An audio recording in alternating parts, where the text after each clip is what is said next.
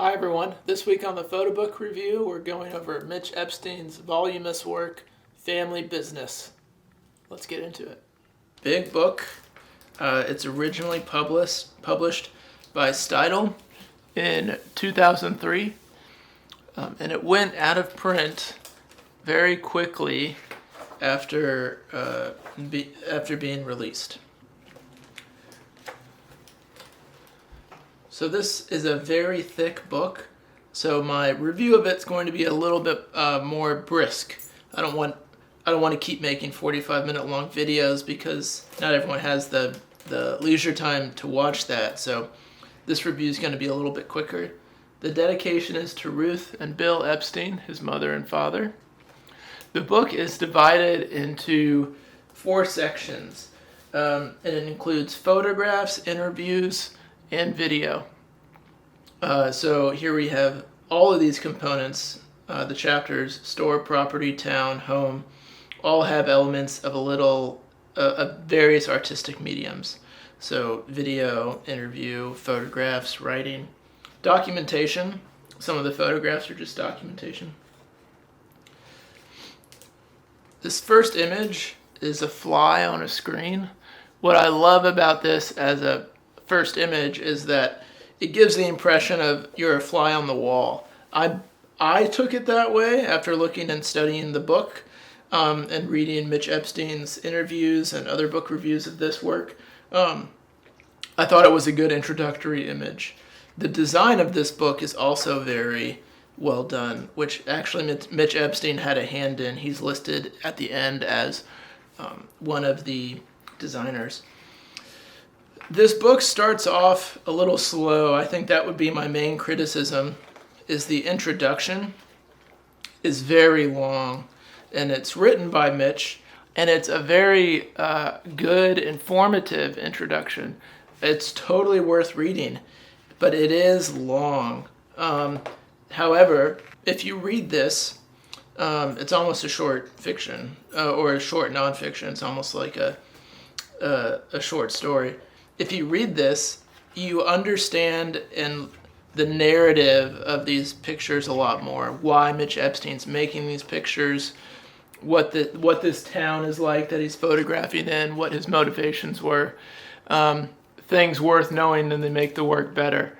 But it just feels very long. So if you do want to read the introduction of the book, I encourage you sit down and have a cup of coffee while you read it.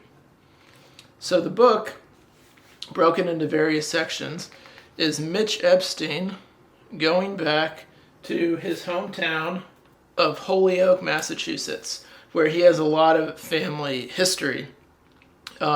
His grandfather was an immigrant, and his father became successful as a landlord, owning several properties and owning a furniture store.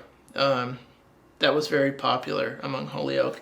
He was also just a leading figure in the city, involved in different business boards. A lot of people knew him as landlord. He owned several buildings and rented to all kinds of people.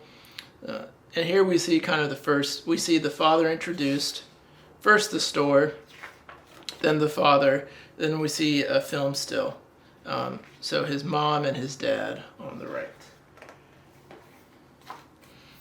I love this image.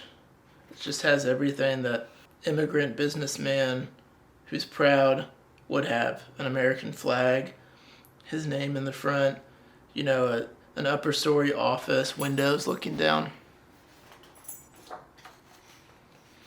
Mitch Epstein talks about not having big ideas in his head when he was making these pictures. Over 3 years, he was going back home to make pictures, but he wasn't sure yet how they would be sequenced, what they would be for, or what ideas would emerge. This is the opposite view of his father in the office. We see that American flag there. So you also see another cast of characters. This is Joyce Peets, Epstein Furniture bookkeeper for 50 years. So while he's going back photographing, he mentions these are all the landlord keys to tenants' apartments. while he's going back home, he mentions that while photographing his dad, he felt for the first time that he didn't have to repudiate his upbringing. He was critical of his father being a landlord. He was critical of kind of the merchandising and consumerism. Also of just kind of how stiff and rigid his dad was. His dad was also very insular. At least that's the impression you get from the introduction. There's a lot of depth and layering as you go through this book. We see here on the right, almost like an anthropologist, a primary source document, an ad from a newspaper. And then we have video stills of women chair shopping. This is at a closeout sale. His father's furniture business flounders and goes out of business, and they have to hire a clearinghouse to come in and sell off the remaining merchandise. At the same time, his father's properties, various properties, are burnt down initially. That causes a lawsuit to be filed by a neighboring church claiming that his father was responsible for the fire. 2 teenage boys lit the fire, I guess as a way of having fun, or they were bored. There's also a second fire, which was pretty common in Holyoke, these abandoned buildings, and people squatting in these apartments. They weren't able to be legally occupied, so they're moving in and setting up shop, and his dad or his dad's super has to go and clear them out, even on cold winter nights. As you can see, this is an image taken from or used for the cover of the book. I love this. This is also from the clearinghouse. Companies coming in to sell all the merchandise, and Mitch is walking around making pictures in this kind of environment that's so different from how he's usually viewing it. Everything's organized, everything's labeled, this kind of army of lamps.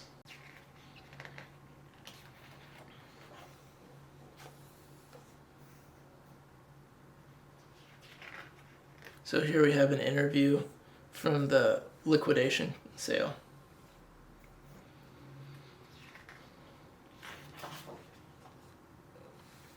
Video interviews from his mother. His dad's very quiet and keeps his own company, and this causes some isolation, where everyone kind of tiptoes around the father in this book. Isn't sure how to bring things up to them. The father doesn't seem very empathetic. And what brings that all to light is kind of this stress that the family's going through because of the father's aging, the business dying. There's issues in the business between who's going to take it over, who could have saved it, and the tenants in these properties kind of falling in disarray, some of them being condemned. The caption of this is, "He's better in Florida," he meaning the father. "He's better in Florida. It's like he's free and he doesn't have the whole burden. He's more relaxed there." As a Florida man, I also too am better in Florida. Also some interpretation of some video stills we have right here. A painting of a monkey. And then we zoom in, and very interesting design. I think it's a great use of film stills. It's not using a film still as a photograph. It's showing the resolution of it, the blur of it, the zoom that's simulated in the sequence of the pictures. So this first section of the book is photographs I think a lot of us as photographers like to make. We like to wander around observational photographs that feel like they're you found something beautiful that maybe no one else has seen and you want to draw attention to it. Lots of colors. This is one of his father's desks above the showroom. This is Mitch Epstein's brother, Rick. This is a family-run business. Rick wanted to take over, or thought he could do well by taking over the furniture store. But other family didn't want to give him control or interest in the business to turn it around. And so just kind of family beefs, the business went under, and the father could never really let go of it. Dad's briefcase.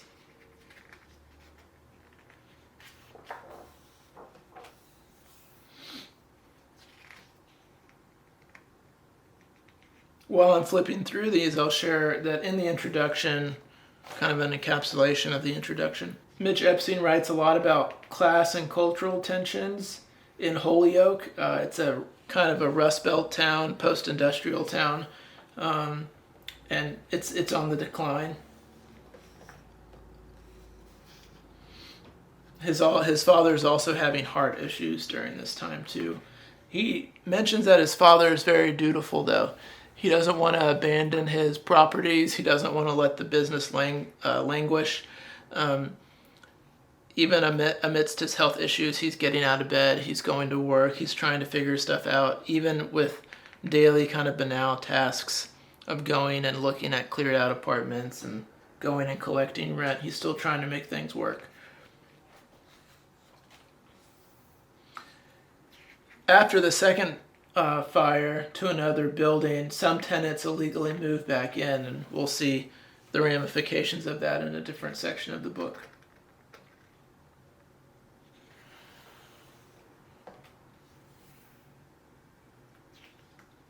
One question that comes up in the introduction that Mitch Epstein asks himself is, do I stop filming and help? Mitch, who pictured here as a deliveryman for his father's furniture company, he didn't want to be a salesman, which his father was kind of bamboozled about. He wanted to be a deliveryman. But that idea of, should I put down my camera and help? Mitch has kind of a problem with going back to photograph his father as his father's professionally and physically in the decline. And there are several instances throughout this book where you can see or read that Mitch doesn't know when he should be, or he's struggling to find out when it's appropriate to film and or make pictures and when it's appropriate to step in. I kind of thought the theme for this book, for me as a viewer, and I imagine for him, is, do I stop filming and help? And there are some statements in this book where I think, man, I feel that question, whether I would put down the camera or whether I would pick up the camera. This is a note his dad sent to Mitch asking if he needed money. Again, some film stills. All these beautifully painted walls, and this looks like a landscape, like the grass and the pink walls.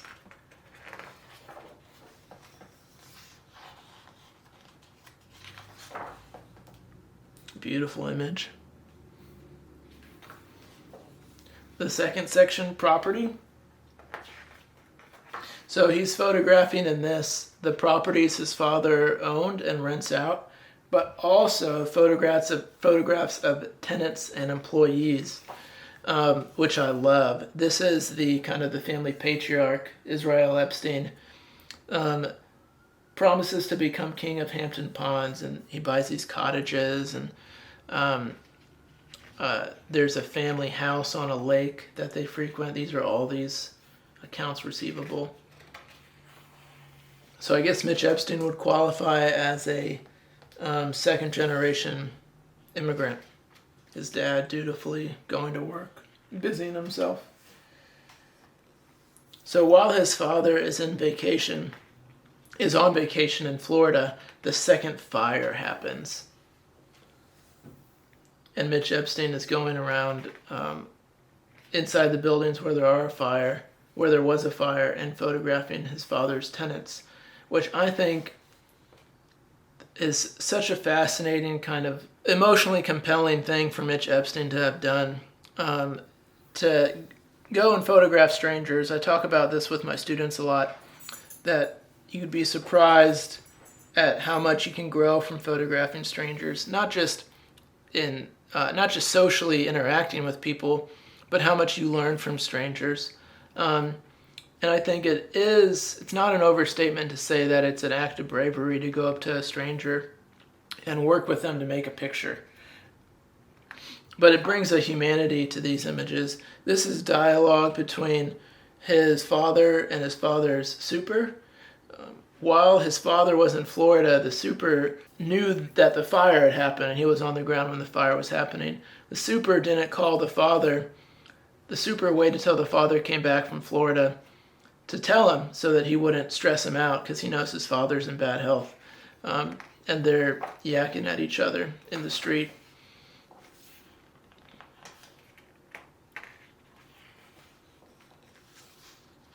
But I think a lot of these photographs of the tenants especially are courageous in a small way. Epstein's also photographing inside the evidence room in Holyoke's police station. And he mentions in the introduction that the town's becoming very plagued by crime.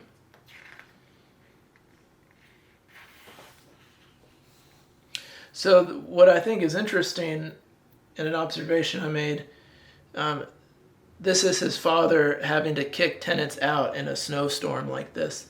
These tenants illegally reoccupied buildings that weren't suitable for living in, and they came in and they're living. This is the tenant's drunk boyfriend, and the cops are coming to help him clear out. There are several points in this story at which the father is trying to work with the police to clean up his properties, which are kind of on the bad side of town, a violent part of town. So this is a scene here. The observation I made is the film, the video recordings, are almost at odds with the photographs. It's like a different kind of evidence. So we have here the video that seems stressful, contentious, but then further back in the book, we have these really peaceful portraits and photographs. Let's continue on to see what other portraits pop up. More people coming out into the hallway, tenants fighting with him, saying that the super allowed them to move in. They paid the super the first month's rent. The dad saying, I don't know anything about that. You need to leave. And after all this huff and puff, the father does actually, you can see them all kind of ganging up around him. Someone's flipping the bird to the camera, all these people before him that need a place to stay. After all this riffraff, the father actually goes across the street to another building he owns that's not condemned and finds several of them a place to sleep for the night because it's so cold out and he didn't want to leave them out in the cold. These kinds of situations that the father's heading into make the mother, his wife, very nervous. And so you can see now he's helping them move across the street to the other apartment so that they have somewhere to sleep during the night. But I thought that's an interesting takeaway for me in this book is how two different kinds of visuals, the film and the still photographs, are so different in their tone. The film seems almost more like brutal evidence and the photographs seem more artistic and peaceful. It's his father's lawyer. And so here we get into more tenant photographs. And they're just all beautiful. They're so dignified. The kind of the wetness of this man's eyes, the soft light, the couple portraits, this man and the baby in the foreground, the beautiful light coming in on this woman. But then in the back, there's these like marks of violence, a dartboard. So to come into here to the apartments and your father's the landlord that they're not really happy about, and to make beautiful pictures like this, I think that's very impressive and awesome.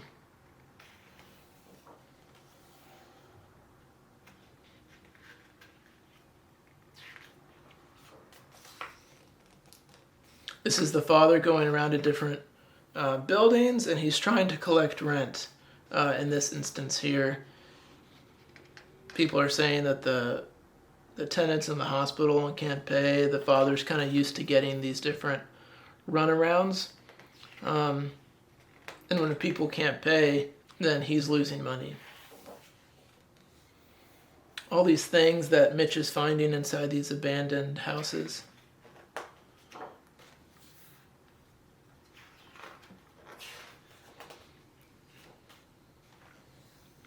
This is his Aunt Selma, who's going into some other cottages to make sure, or to check the damage, see what needs to be repaired after some tenants moved out. If you just read the introduction and you don't watch any of the interviews with Mitch Epstein, the father comes across pretty cold. The son has a pity for the father, which makes the son kinder to the father. But one aspect about this book is Mitch wouldn't be making these pictures if not for his father and the access his father had to these tenants or this town. Later in the book, he's photographing the town. And his father has such a reputation in the town. There's a tension between soft resentment in the introduction and the access that his father is able to give him to the town. And so now Mitch is inside the police station.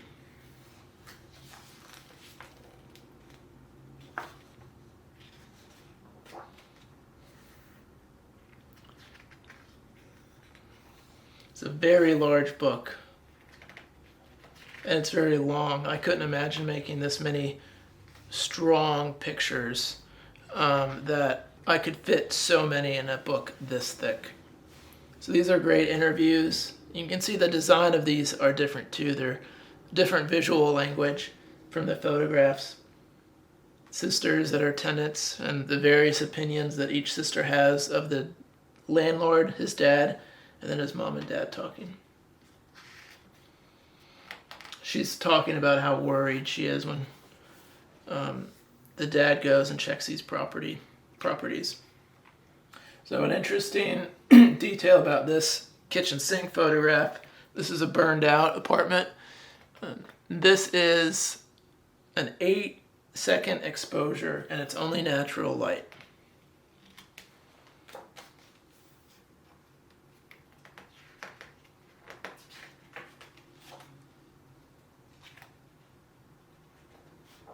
So now we're moving into the town.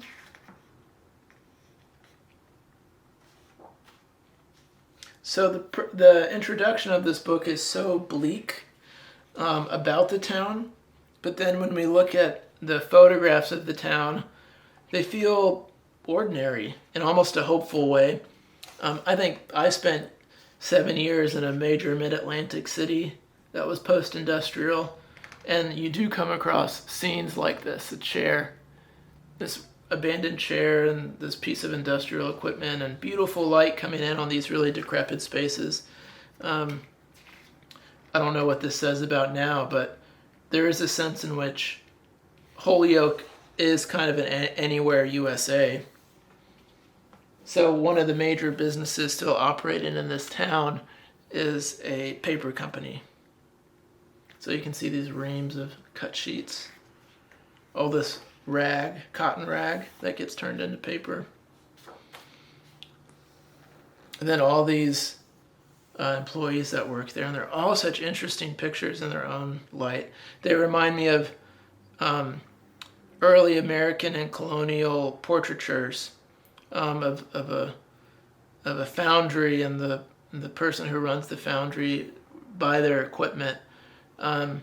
Marks of their trade, their bodies kind of bearing the work that they do, the veins in their hand, the softness of the light, the color of their eyes. There's just a lot of humanity to these pictures.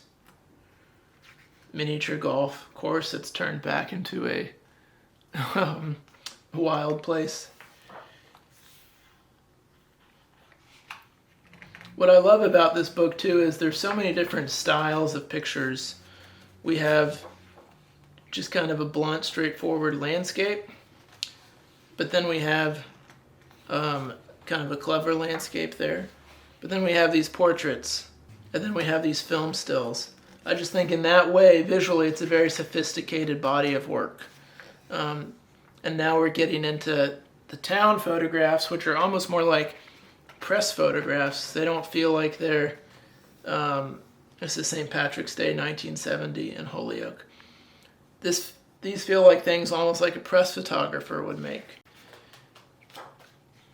Cheerleaders in front of a building in a town parade, a St. Patrick's Day parade. Making photographs of citizens in the town. So Larry Chesky, former Mountain Park polka band leader, and Gail Monahan. So these portraits they're not necessarily only our portraits. These are portraits that these people might want to buy. They might want to get prints from. He's also photographing young people in the town. It's just a good mixture of photographs like these. All smiles, all smiles, all smiles. They're very staged, happy family photographs right up against, in the same book, of these really interpretive, ambiguous, open-ended portraits.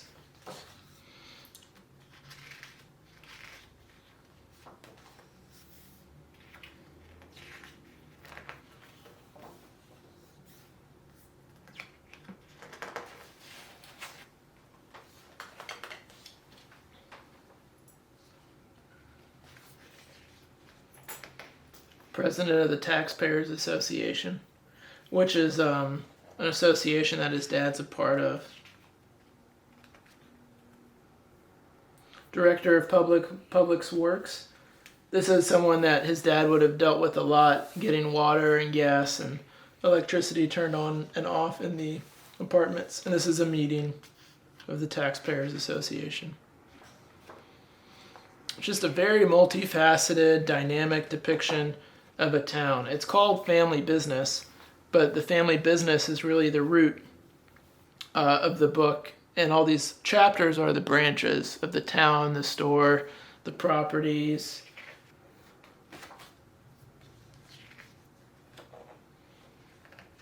So some of the financial trouble that his father was in is as a result of the lawsuit a church leveled against him, because one of the buildings damaged.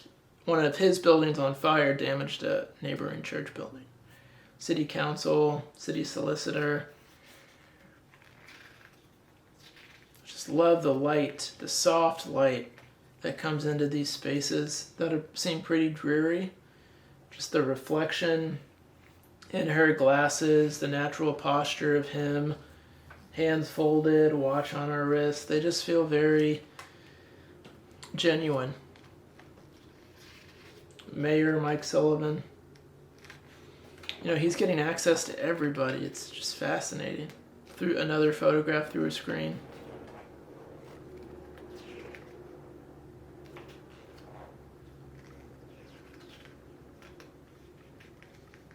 A shopping mall.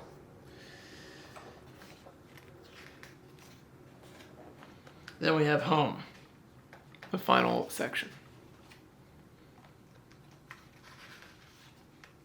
So, Fran Racine, Epstein housekeeper. This is mother, and this is a picture of a slide, Epstein furniture store. I could talk on and on about each one of these photographs individually.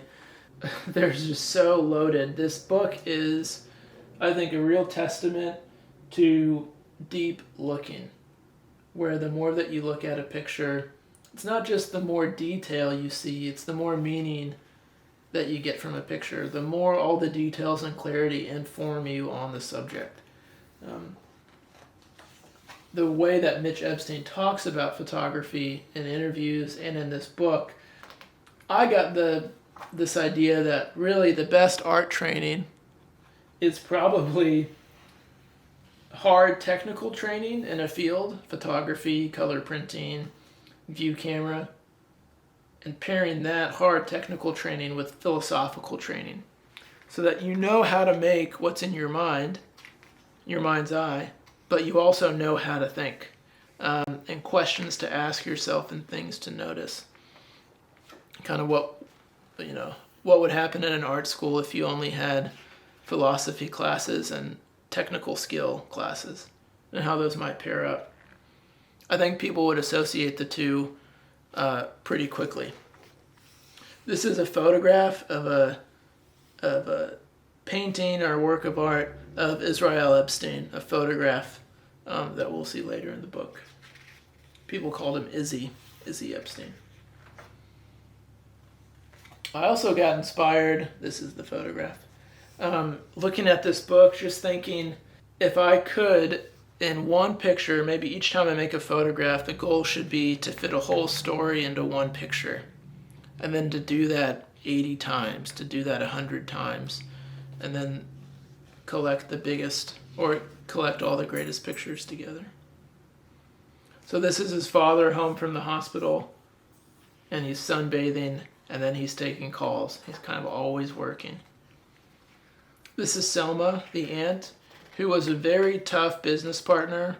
Her son also, it seems like, made the business failing a little bit more awkward and tense.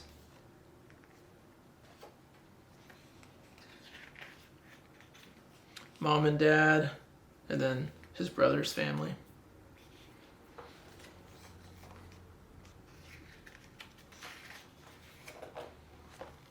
That's a great picture.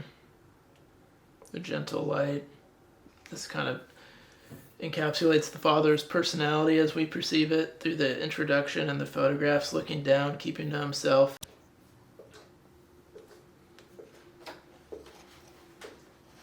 This is Mitch's father and Mitch's daughter.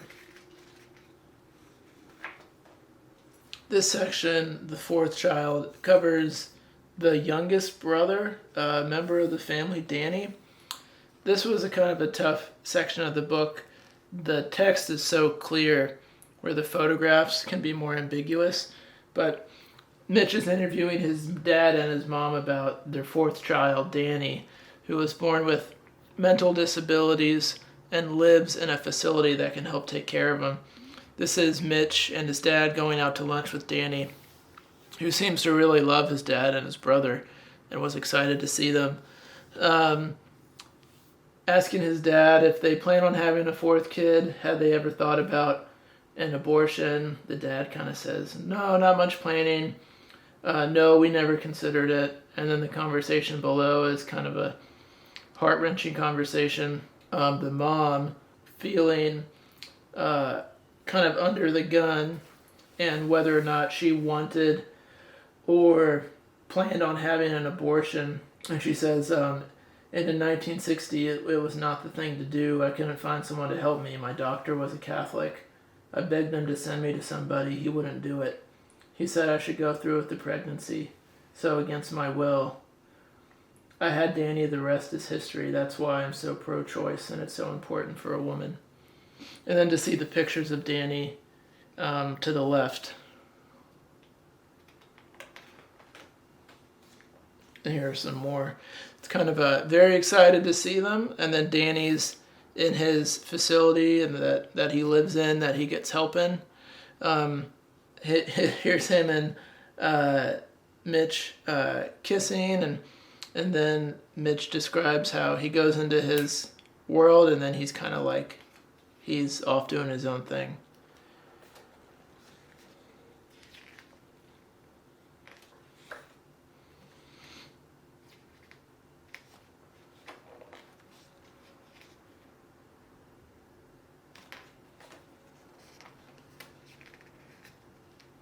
So Steidl is coming out with a new version or a republication of this book. I just saw on Mitch Epstein's Instagram. This book was very hard for me to get a copy of. This copy actually came from Interlibrary Loan from Connecticut. So this lake has a family history in the Epstein family. Selma and Izzy on this pond. And then this might be one of my favorite photographs in the book. That skin color against the blackness of the water. This is his father in Hampton Ponds.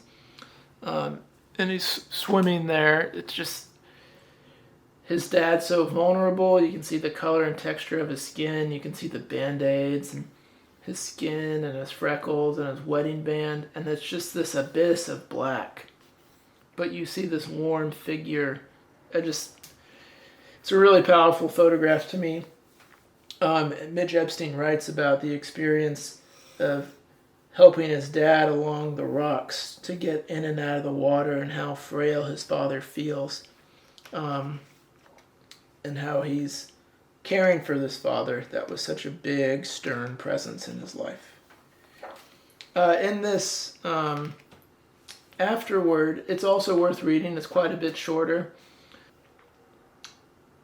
He thanks two other very important photo book artists, Tina Barney and John Gossage, for their help in guiding the book and for their feedback. First edition, Style 2003.